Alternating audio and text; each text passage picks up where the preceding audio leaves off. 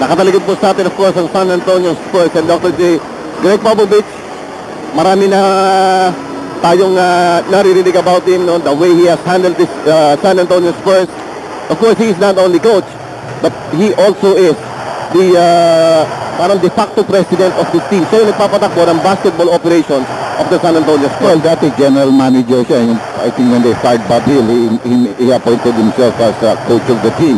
And there was some criticisms for that, pero eventually, he has proven to be a very, very good coach.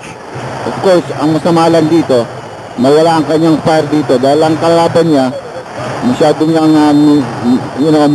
binibigyan ng mataas na pansin itong si Larry Brown. Hindi na, parang, he's fire himself and everything. Yung galit siya, whatever.